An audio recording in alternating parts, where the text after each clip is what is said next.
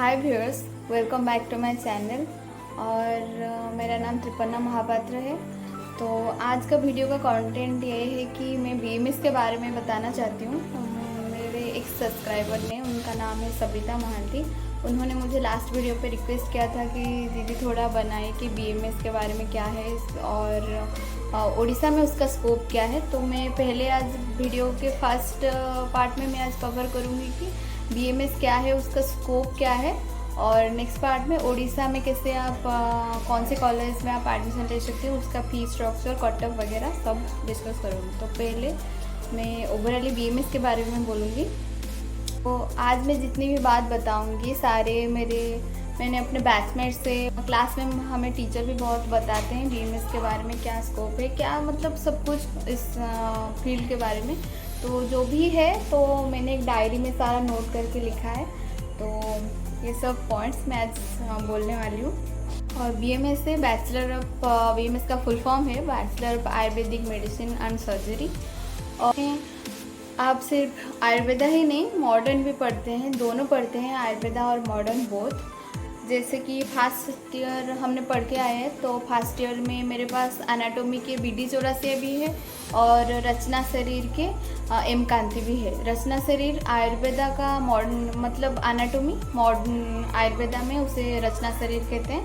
तो और जैसे फिजियोलॉजी मॉडर्न में है और उसका आयुर्वेदिक पोर्शन है क्रिया शरीर। ऐसे सब में मॉडर्न और आयुर्वेदा। और उसके बाद है आयुर्वेदा, ये कोर्स होता है 5.5 ईयर के, 4.5 ईयर एकेडमिक और 1 ईयर इंटर्नशिप के।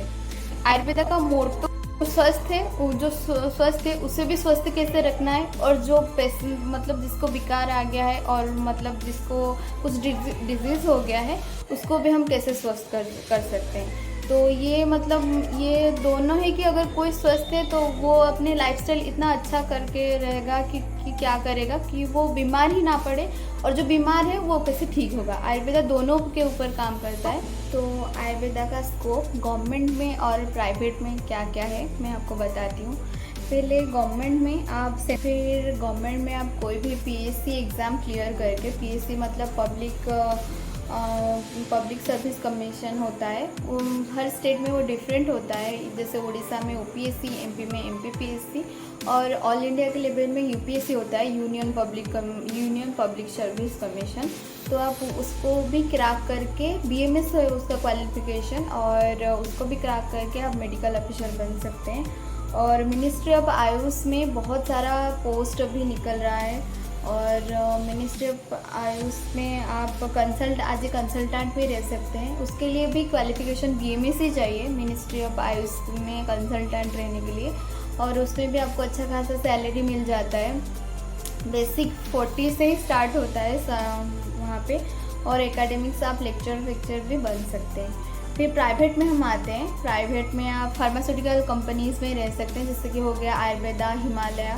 और BMS के बाद आप अप्लाई कर सकते हैं अपने डिग्री को लेकर, उनका मतलब एक्सपीरियंस के बेसिस पे वो आपको पे स्केल देंगे। तो वो वैरी करता है एक्सपीरियंस। और आप अगर फार्मास्यूटिकल कंपनी में जाना चाहते हैं तो आप पहले से ही अगर PG अगर आपको मिल गया तो आप DB में कीजिए, या फिर ऐसा है।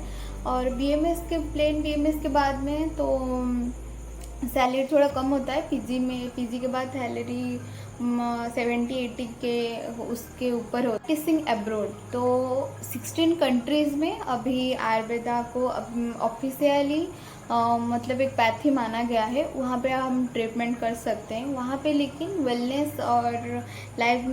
एंड लाइफस्टाइल कंसल्टेंट रह सकते हैं हम।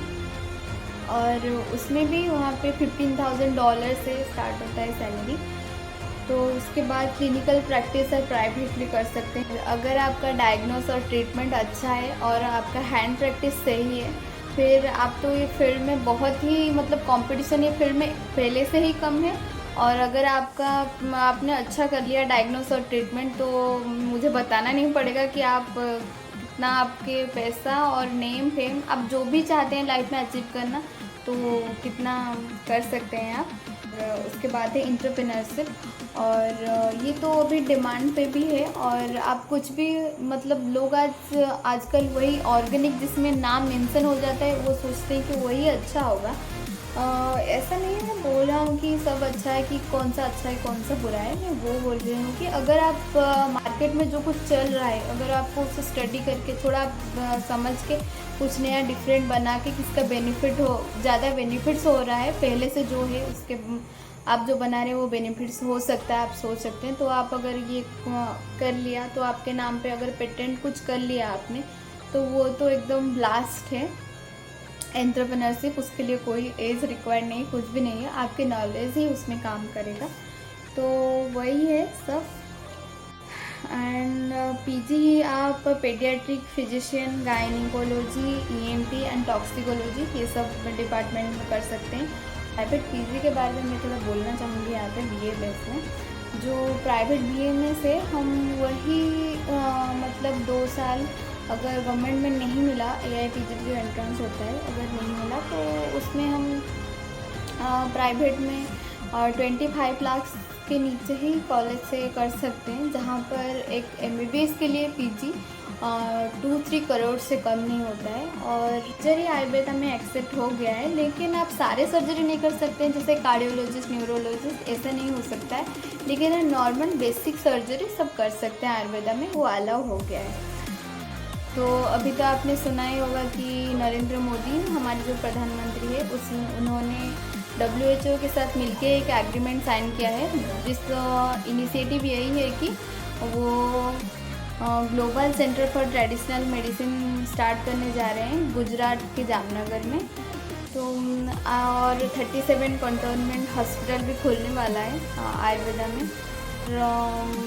MBBS फील्ड हमेशा टॉप में ही है। और MBBS फील्ड मतलब कोई बोल नहीं सकता कि BMS में स्कोप नहीं है और MBBS में स्कोप है, क्योंकि MBBS फील्ड टॉप है और उस फील्ड में सैचुरेशन अभी है। और BMS फील्ड हाँ नीचे है, लेकिन वो फील्ड ग्रोइंग है। तो मेरा मानना यही है कि जो ग्रोइंग फील्ड जिसमें है, तो आप समझ सकते हैं कि कितना। और नरेंद्र मोदी हमारे जो प्रधानमंत्री हैं तो वो आगे भी बहुत कुछ किया है। और कोरोना के टाइम में आयुर्वेदा कितना आगे गया है, तो आगे भी बहुत कुछ जाएगा। और जो भी आप पढ़ रहे हैं, जो भी कर रहे हैं, अपने खुद के ऊपर डिपेंड करता है कि अगर आप डिटरमाइंड हैं कि आप कुछ करेंगे, आगे कुछ आपको करना ही है, तो कुछ फ़र्क नहीं पड़ता है कि आप कौन से पैच ही पढ़ रहे हैं या फिर वो अच्छा है कि वो स्कोप अच्छा है। हर फील्ड में स्कोप है। ऐसा नहीं है कि सिर्फ BMS में स्कोप है, MBBS में स्कोप, सिर्फ डॉक्टर की लाइन में स्कोप है और किस में नहीं है। तो मैं कहूँगी हर फील्ड में स्कोप है। और बाकी रहा जो BMS में, तो आप करना चाहेंगे तो बहुत कुछ कर सकते हैं BMS के बारे में। अगर आपको कुछ भी क्वेरी है, फर्दर कुछ पूछना है या फिर कुछ मुझे सजेस्ट करना है वीडियो के बारे में, आप कमेंट सेक्शन पे कमेंट कर सकते हैं। और अगर आपकी कोई दोस्त चाह रहा है BMS के बारे में जानने के लिए, आपको पेरेंट्स को समझाना है कि BMS क्या है, कैसा है, किसी को भी बताना है, तो आप ये वीडियो उनको शेयर कर सकते हैं। तो आशा करती हूँ कि आपको ये वीडियो थोड़ी इन्फॉर्मेटिव लगी होगी।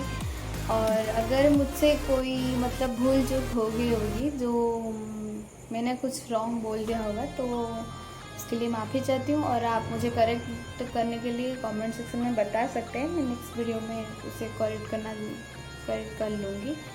और शेयर कीजिएगा वीडियो को। और subscribe to my channel Tripanna Mahapatra BMS में आगे अच्छा कंटेंट लाने की और भी सोच रही हूँ। तो बाय।